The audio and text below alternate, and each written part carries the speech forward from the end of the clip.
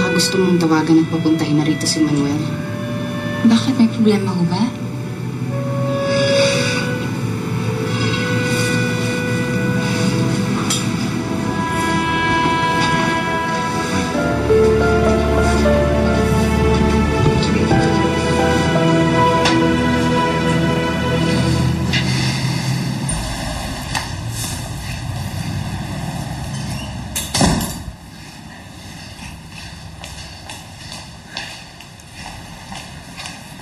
Wala si Darling. Mag-honeymoon ulit tayo.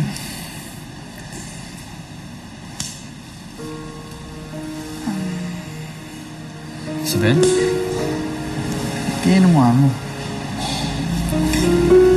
Anong problema?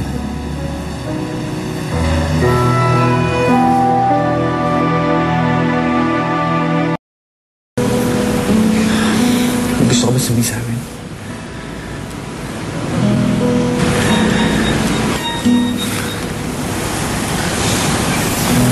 Hello? Ngayon na? O sige, sige. May nasikaso lang ako dito sa bahay. Basta kagad ako.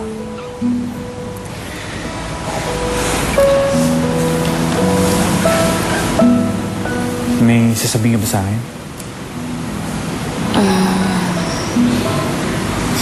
Gusto ko lang sabihin na may girlfriend na si Drew.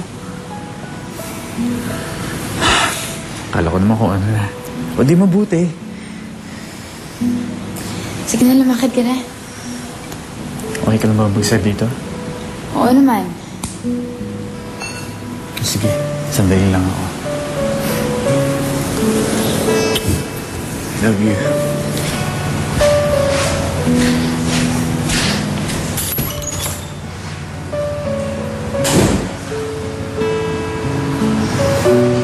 Ano ka ba naman, Isabel? Bakit hindi mo pa sinabi kay Manuel? Dapat sasabihin ko na talaga sa kanya eh. Kaya lang, natakot ako eh. Bakit ka natatakot? Natatakot ako na masaktan siya. Isabel, ikaw yung may sakit. Tapos iniisip mo pa yung mga taong walang sakit. Maawa ka naman sa sarili mo.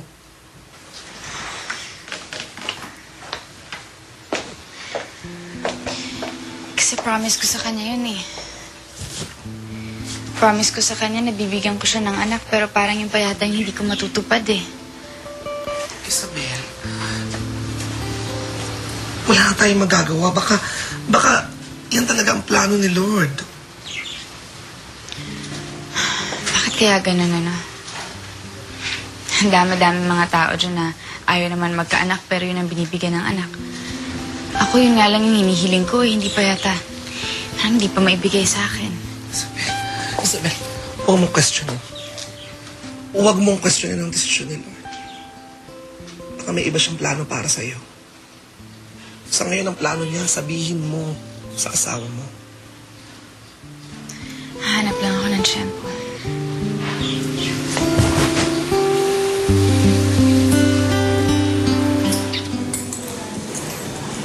Alam mo, kanina ko pa hinahanda tong dinner natin. Nag-half day nga ako sa office eh para makadaan ako ng grocery. Tapos may handa ko talang maaga.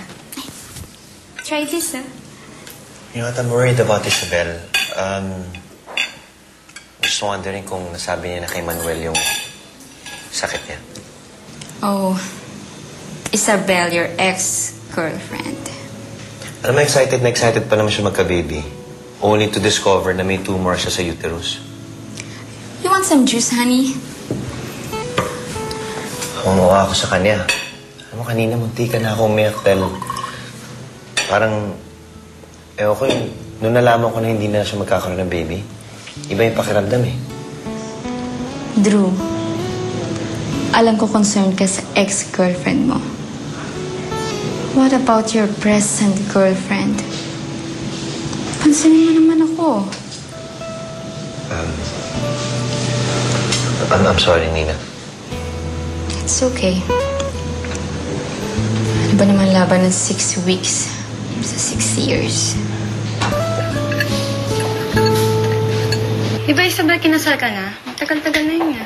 Ba't di ka pa nagbubuntis? Mahina yata ang asawa mo eh. Baka hindi mo pinagbibigyan. Nako, iwanan ka nun. Girls, please mind your own business. And your own mattress. Okay? Salamat, Dash. Ole!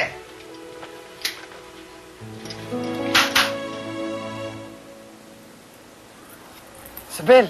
Oh. Tingnan mo tong cute, oh. Bagay sa baby to, eh.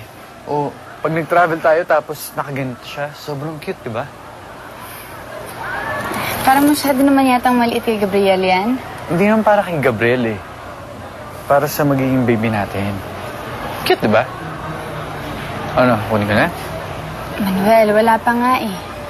Oh, darating rin naman yun, eh. Sayang kasi 50% off, oh. Isabel? Bakit? Wala. Ano, kunin ko na, ha? Kasama ko na to para terno.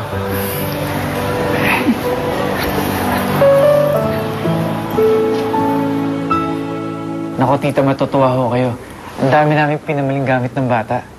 Nakaka-excite nga ako kasi para yun sa magiging baby namin ni Isabel. Eh bakit namili na kayo ng mga gamit ng bata? Eh hindi pa naman kayo nakakasal sa simbahan. Bata ka agad ang iniisip ninyo. Pasensya na ho, eh. Wala, tama na ho. Wala na ho ba kayong pwede pang pag-usapan? Excuse me. Isabel?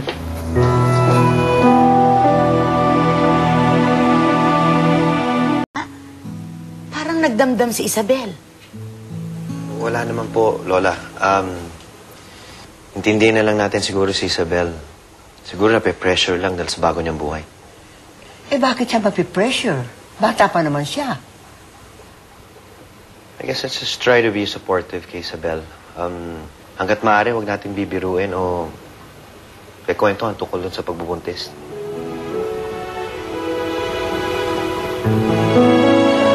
Ano ba nangyayari sa'yo? Uwi na tayo.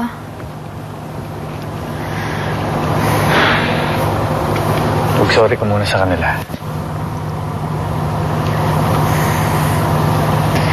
Manuel, paano nga kung hindi tayo magka-baby?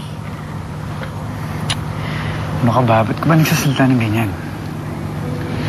Magkaka-baby pa tayo. Kahit gano'ng katagal, maghihintay tayo. Okay? Masyado mo na pinipress yung sarili mo, eh. Halika na. Sorry po. Naintindihan ko na. Naipaliwanag na sa akin ni Doc. Sinabi ko lang sa kanila that you're going through a lot of pressure. Sige, mauna na rin ho kami. Lola, mauna na rin po ako. Sige, good night. Manuel, alagaan mo si Isabel. Huwag mo siyang pababayaan.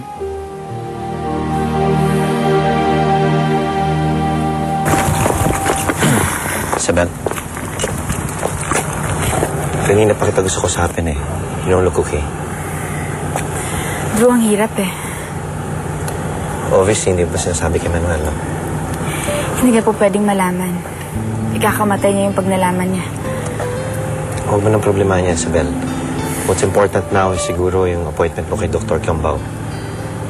Kailangan mo na magpa-ultrasound ulit, eh.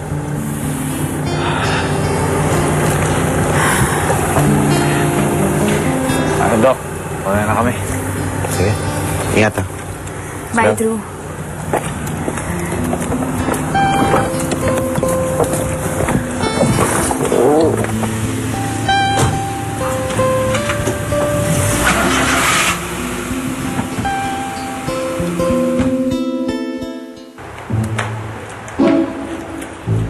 Isabel? Manuel? Isabel? Ano ba ito? Ano ba kayo, tanghali na? Tulog kayo ng tulog. Paano ka mabubuntis kung tulog ka ng tulog? Aalis tayo. Oh, saan naman ho tayo pupunta? Sa Ubando. Bando, la, hindi mo totoo yan.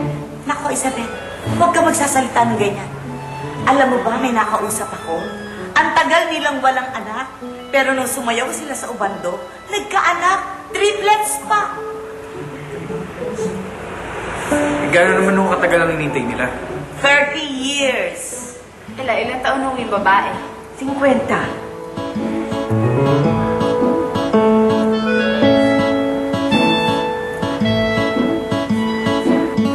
Ano ho bang ginagawa natin dito sa Obando? Totoo ba ho yung sinasabi nila na kapag nagpunta dito yung mga babae, nagbubuntis sila? Ngayon ang araw ng paggunita kay Santa Clara. Siya ang patron ng mga mag-asawang hindi magkaanak. Kaya sinasabi, kailangan sumayaw tayo para bigyan tayo ng anak. Eh, ano ang gagawin namin? Ayan, katulad ng ginagawa nila, eh di tayo'y magsayaw. Sumunod ka lang sa kanila. Ganito ho? Mismo. Yan.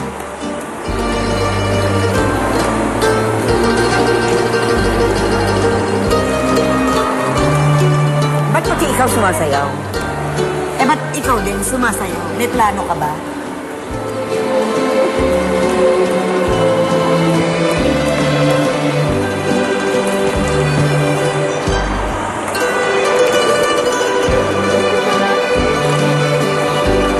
Lalo naman ako.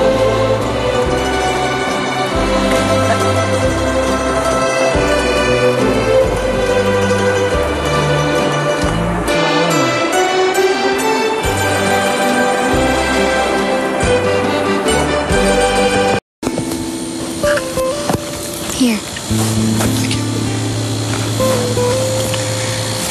Alam mo, ang swerte ko talaga sa'yo. Ang talino mo na, ang sipag mo pa, ang gwapo mo pa. I'm so in love with you. I love you too, Isabel. What? Sorry. Iniisip ko lang kasi na... Obviously, iniisip mo si Isabel. Pasensya na, Nina. I'm really sorry. Wala ka na bang iintindihin kundi si Isabel?